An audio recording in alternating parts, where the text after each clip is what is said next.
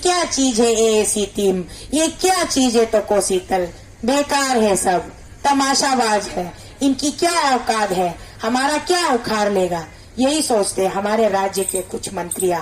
मोदी जी, आप इस गलत फहमी में मत रहिए कि मैं इन लोगों को 4 महीना तरपाऊंगा तो ये लोग अपने आप हिम्मत हार कर चले जाएंगे। आपको हमसे मिलना ही पड़ेगा, चाहे कुछ भी हो जाओ। प्रेम से मिलो, गुस्से से मिलो, नाराजगी में मिलो या रूठ कर मिलो, चाहे कैसे भी मिलो। हम सिर्फ एक कफन बांध के निकले हैं घर से, जब हम निकले थे कि हम चाहे कुछ भी हो हम पैदल चलकर दिल्ली पहुंचकर दिखाएंगे। सो आज हमने दिखाया आपको। जिम्मेदार मोदी जी आप लोगों की देखरेख के लिए है, उतना ही जिम्मेदार हम लोगों की देखरेख के लिए है। और हमसे हमारी नागरिकता कोई नहीं छीन सकता। हम भारत के नागरिक थे, भारत के नागरिक हैं और भारत के ही नागरिक रहेंगे। भारत से कमाते हो पैसे, उड़ाते हो विदेश में और ऊपर से दादागिरी मारते हो। हम यहाँ उखाड़ने के लिए नहीं आए हैं, बल्कि जितने उखड़ चुके हैं उसको हम यहाँ संभालने के लिए आए हैं। कैसे इतना एक्टिंग कर पाते हैं? इनको तो बॉलीवुड में जाना चाहिए। बॉलीवुड तो छोटा पड़ गया, खैर उनको हॉलीवुड में जाना चाहिए। इतना बढ़िया एक्टिंग कर लेते हैं ये लोग।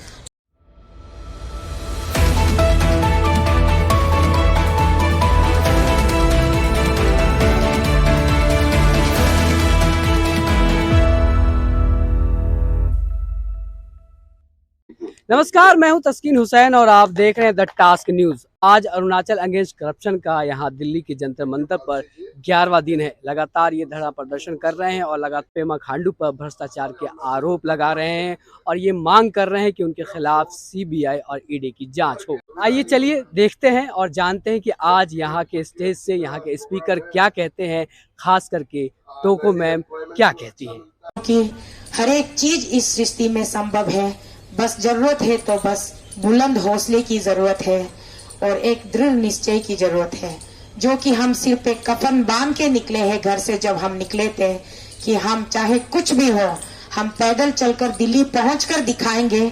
सो आज हमने दिखाया आपको और यहाँ पहुंचने के बाद हमने ये प्रतिज्ञा ली कि आपसे मिले बगैर तो हम नहीं जाएंगे। आपको हमसे मिलना ही पड़ेगा, चाहे कुछ भी हो जाओ। प्रेम से मिलो, गुस्से से मिलो, नाराजगी में मिलो या रूठ कर मिलो, चाहे कैसे भी मिलो। भूखे पेट मिलो या भर पेट मिलो, चाहे कैसे भी मिलो, बस आपको हमसे मिलना ही पड़ेगा। ये हमारा डिमांड है। आप हमें सीबीआई देते हो कि नहीं देते हो, ईडी देते हो कि नहीं देते हो, वो हम बाद में आपसे पूछेंगे। पहले अभी हमारी जिद ये है कि आपको हमसे मिलना ही पड़ेगा। कुछ लोगों ने कहा है कि मोदी जी ऐसे किसी को मिलते नहीं है। कुछ लोगों ने हमारी तुलना उन एमएलए और मंत्रियों के साथ की, कहा कि इतने बड़े बड़े मंत्रियों से मोदी जी नहीं मिलते, इतने बड़े बड़े एमएलए से मोदी जी नहीं मिलते, तो तुम किस खेत की मूली हो भाई कि तुमको आसानी से मोदी जी मिलेंगे, तुमको मोदी जी स्वागत करेंगे, तुमको चलकर मिलने आएंगे, तुम अपने आप को समझती क्या हो? ये सवाल हमसे कई बार लोगों ने पूछा, हमारे राज्य के लोगों ने पूछा। तो हमने एक केवल सिंपल शब्द में उनको एक ही जवाब दिया कि जितना आप भारत के नागरिक हो, मैं भी उतना ही भारत का नागरिक हूँ और हमारा टीम एएसी भी भारत का नागरिक है। और भारत बोलने से भारत का प्रधान कौन है? मोदी जी है। जितना जिम्मेदार मोदी जी आप लोगों की देखरेख के लिए है, उतना ही जिम्मेदार हम लोगों की देखरेख के लिए है। अगर एमएलए और मिनिस्टर्स खुद को वीआईपी मानने लगे हैं तो उनको वीआईपी बनाने वाले हम आम जनता महा वीआईपी है।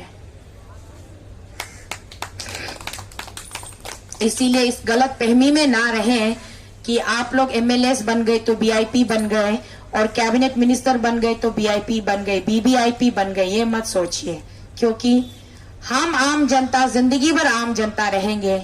लेकिन आप जो ये मौसम की तरह वीआईपी बन के आते हो, हर 5 साल में मौसम बदल जाएगा, कुर्सियां बदल जाएगी, चेहरे बदल जाएंगे, लेकिन हम आम जनता यूं ही आम जनता ही रहेंगे और हमसे हमारी नागरिकता कोई नहीं छीन सकता। हम भारत के नागरिक थे, भारत के नागरिक हैं और भारत के ही नागरिक रहेंगे। आप लोग वीआईपी बनने वाले खुद को भारत के नागरिक सोचते हैं कि नहीं, मुझे नहीं पता, बड़ी दुख की बात है। जिस भारत देश ने आपको एमएलए बनाया, जिस भारत देश ने आपको मंत्री बनाया, उस भारत में आप 1 रुपया नहीं देते हो, बल्कि आप फॉरेन में जाकर के, लंदन में जाकर के, अमेरिका में जाकर के अपने बच्चों को स्कूल की दाखिला करते हो और वहां के कंट्रीज में हमारे इंडियन पैसे, इंडिया से कमाए गए पैसों को लेकर वहां लुटाते हो। आपको घूमने के लिए, आपको पर्यटन के लिए आप गोवा जाइए, आपको घूमने के लिए मसूरी जाइए, आपको घूमने के लिए माउंट आबू जाइए, आपको घूमने के लिए नैनीताल जाइए, आपको घूमने के लिए शिमला जाइए। ये सब छोड़ के आप लोग बैंकॉक, थाईलैंड क्यों जाते हो? क्या रखा है वहां पे? भारत से कमाते हो पैसे, उड़ाते हो विदेश में और ऊपर से दादागिरी मारते हो। कहते हो कि तुम लोगों की क्या औकात है, क्या उखाड़ लोगे तुम लोग। हम यहाँ उखाड़ने के लिए नहीं आए हैं, बल्कि जितने उखड़ चुके हैं उसको हम यहाँ संभालने के लिए आए हैं। आपने हमारा कितना कुछ उखाड़ लिया, कितना लूट लिया आप लोगों ने। अब हम लुटे हुए चेहरे लेकर यहाँ इसलिए आए हैं कि लुटे हुए चेहरे पर कम से कम अपनी मोदी जी एक चादर तो ढक दे। इसीलिए मुझे शर्म आती है कभी कभी कुछ नेताओं के ऊपर, जब वो नेतागिरी दिखाते हैं। किस बात के लिए नेतागिरी दिखाते हैं? लोग इतनी जल्दी भूल क्यों जाते हैं अपना अस्तित्व, अपनी असलियत लोग इतना जल्दी भूल क्यों जाते हैं? उनको जरा सा भी याद नहीं रहता कि 4 साल पहले उनकी औकात क्या थी। 4 साल पहले जो लोग दारू के अड्डे में, लोकल दारू के जो हमारा वहां होता है दारू का अड्डा, वहां पे सुबह 5 बजे आ जाते हैं, रात को 12-1 बजे तक पड़े रहते हैं और इतना पी जाते हैं कि उनको होश नहीं रहता कितना पिया। उसके बाद में वो दारू वाली को उधार में काटा चराने को कह के वो रात को वहां से कैसे निकलते, घर कैसे पहुंचते पता नहीं। 4-4 साल, 3-3 साल का दारू का उधारी चुका नहीं पाए। ऐसे लोगों को अरुणाचल की जनता ने उठाकर एमएलए बना दिया। तो एक बार असेंबली में दाखिला मिलने के बाद वो फिर मंत्री बन गए। तो आज वो कम से कम 10-15 करोड़ की बंगला में रहते हैं और गाड़ी पकड़ते हैं 40-35 करोड़ की। उसके बाद भाषण ऐसे देते हैं जैसे कि अभी अभी वो स्वर्ग से अप्सरा उतर कर आई हो, मतलब उन्होंने कभी जमीन का दौरा ही ना किया हो। इस तरीके से अपने आप को प्रस्तुत करते हैं। मुझे तो उनको देखकर बड़ी लज्जा आती है कि ये कैसे कैसे लोग हैं, किस तरीके की मानसिकता के लोग हैं ये लोग। इस तरीके से कैसे इतना एक्टिंग कर पाते हैं। इनको तो बॉलीवुड में जाना चाहिए। बॉलीवुड तो छोटा पड़ गया, खैर उनको हॉलीवुड में जाना चाहिए। इतना बढ़िया एक्टिंग कर लेते हैं ये लोग। और शर्म की बात है। हम कोई एक्टिंग नहीं कर सकते क्योंकि हम जो कहते हैं मन से कहते हैं और जो करते हैं मन से करते हैं और हम सच्चाई बोलते हैं। हमारी जबान कड़वी हो सकती है, हमारा मन साफ है और हमारा मन कोमल है।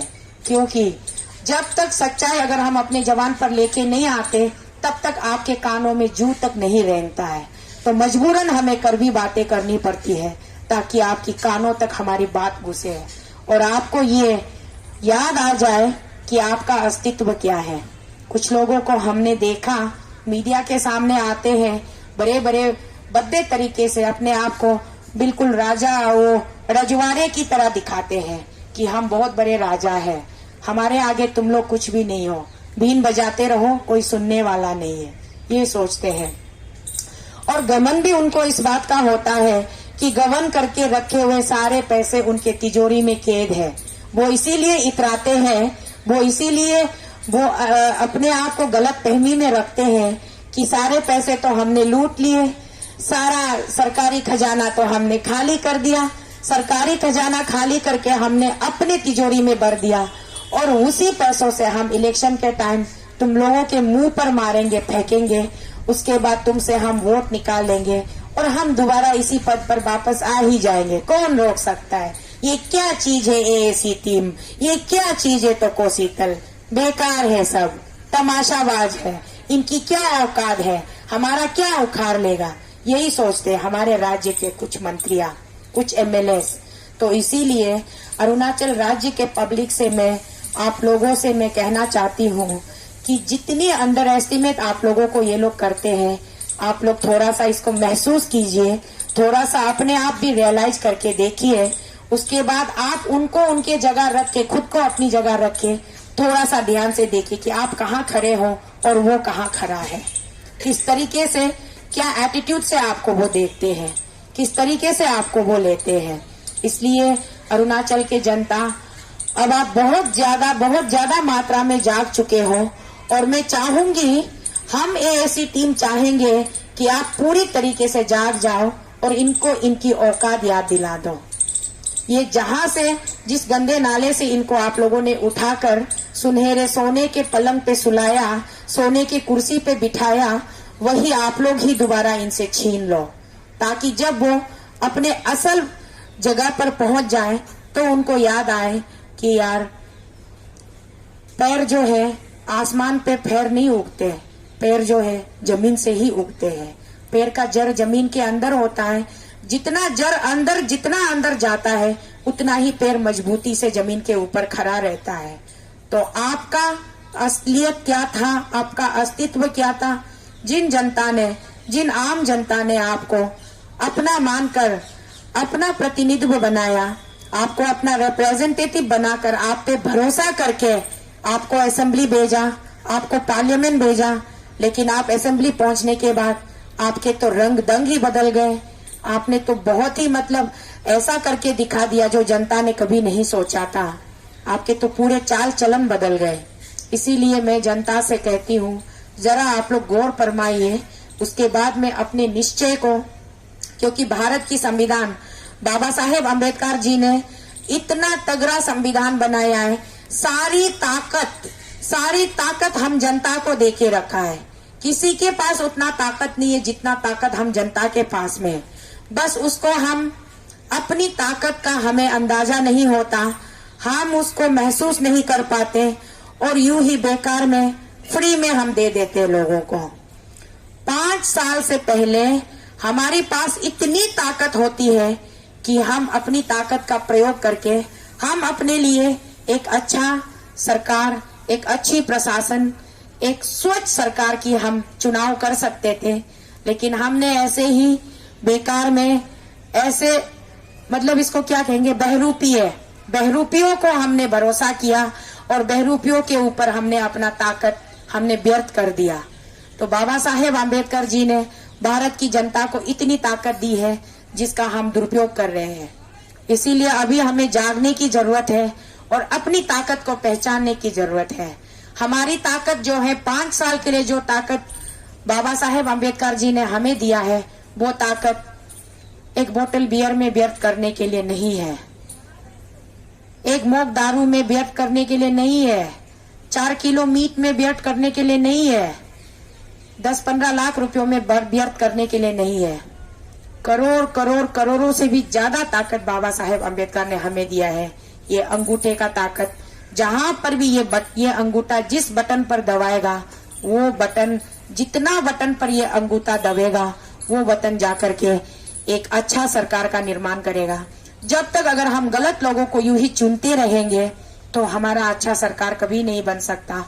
और ऐसे ही चोर लोगों को दोबारा अगर आप लोग चुनकर असेंबली पर भेजोगे तो यही लोग दोबारा सरकार में आएंगे, यही लोग दोबारा सत्ता में बैठेंगे और यही लोग आपके ऊपर थूकेंगे, पेशाब करेंगे, पोटी करेंगे, गंदगी फैलाएंगे। इसीलिए मैं अरुणाचल के जनता से खास अनुरोध करती हूँ, अब की बार आप लोग प्लीज, अब की बार समझ जाइए और अपनी ताकत का सही जगह, सही बटन पर इस्तेमाल कीजिएगा। क्योंकि हमने गलत लोगों पर भरोसा किया, इसीलिए आज हमारे साथ ये परेशानियां हो रही है। हम अपनी गलती को हमें नहीं दोहराना चाहिए। इसी गंदे लोगों ने आप लोगों को बरगलाने के लिए, आप लोगों को बहलाने के लिए, आप लोगों को फुसलाने के लिए छोटे छोटे नोट के बंडल आपके घर पहुंचाए होंगे, जिसके चलते आपको ये एहसास नहीं हुआ होगा कि आपका पूरा 5 साल ये लोग खा जाएंगे। तो 5 साल के अंदर कितनी अच्छी स्कूलें हमारे राज्य में बन सकती है, कितना अच्छा अस्पताल का निर्माण हो सकता है, कितनी जॉब निकल सकती है, कितने डॉक्टर पढ़ के बच्चे जो निकले हैं वो डॉक्टरी कर सकते हैं, कितने टीचर, कितने लेक्चरर, कितने प्रोफेसर आ सकते हैं, कितने इंजीनियर आ सकते हैं। कितनी मतलब जॉब ओरिएंटेशन प्रोग्राम हम कर सकते हैं, कितना हमारा जिस गांव में आज तक बिजली नहीं पहुंचा है अरुणाचल में, अगर आप सर्वे करने जाओगे तो अभी भी आपको हैरानी होगी कि अरुणाचल में अभी भी इतने सारे ऐसे गांव हैं जहां बिजली नहीं पहुंची है और सड़क तो दूर दूर तक नामो निशान नहीं है। गैस सिलेंडर जो प्रधानमंत्री उज्ज्वला योजना है उनके अंतर्गत जो गैस सिलेंडर मिली गई, उस गैस सिलेंडर को कैरी करके आपको सिर पे उठा के पहाड़ में बिना सड़क वाले गांव में आपको पहुंचाना पड़ता है। इतने तकलीफ से आप उस गैस सिलेंडर को उठा के घर पहुंचाते हो तो वो आपके उस तकलीफ को देखने के बाद मुझे लगता है कि उस गैस सिलेंडर को इस्तेमाल नहीं करना चाहिए, बल्कि उसको म्यूजियम की तरह उसको संभाल कर रखना चाहिए ताकि दोबारा आपको इतना परेशानी उठाना ना पड़े। आप इतने तकलीफ करते हो क्यों? क्योंकि गांव में सड़क नहीं है। तो कहाँ गए वो सड़क? भारत की सरकार क्या राशि नहीं देते हैं सड़क निर्माण के लिए? इतनी धनराशियां यहाँ में आप लोगों के सामने हमने टांग कर रखे हुए दिखा रहे हैं कि इतनी धनराशियां भेजते हैं केंद्र सरकार से अरुणाचल के लिए। अरुणाचल में सड़क का निर्माण हो, गांव गांव सड़क पहुंचे, घर घर बिजली पहुंचे, घर घर नल पहुंचे। तो नल कहाँ है, जल कहाँ है, बिजली कहाँ है? अरे आज के देश में हमारे देश में, हमारे आधुनिक भारत में लोग ये चर्चा करते हैं कि चांद पर हम जाएंगे, घर बनाएंगे, मंगल ग्रह पर जाएंगे, हम घर बसाएंगे। इस जमाने में यहाँ अगले किसी भी राज्य में पूरे भारत में सड़क के लिए एटलीस्ट हर एक गांव में सड़क जुड़ी हुई है, हर एक घर में कम से कम नल तो पहुंची होगी, हर एक घर में बिजली तो पहुंची होगी। मात्र अरुणाचल एक ऐसा राज्य है जहां लोग चांद पर जाने की बात कर रहे हैं, मंगल ग्रह पर लोग रिसर्च कर रहे हैं, वहां हम एक छोटा सा सड़क की मांग कर रहे हैं, पानी की मांग कर रहे हैं, बिजली की मांग कर रहे हैं, अच्छी शिक्षा की मांग कर रहे हैं। तो ये कितनी दुख की बात है। दुनिया इतना आगे निकल चुका है, हमारी भारत देश इतनी प्रगति कर चुके हैं। अगर हम दिल्ली की तुलना अरुणाचल से करें तो कम से कम 250 साल हम पीछे हैं। अरुणाचल प्रदेश दिल्ली से 250 इयर्स हम पीछे हैं।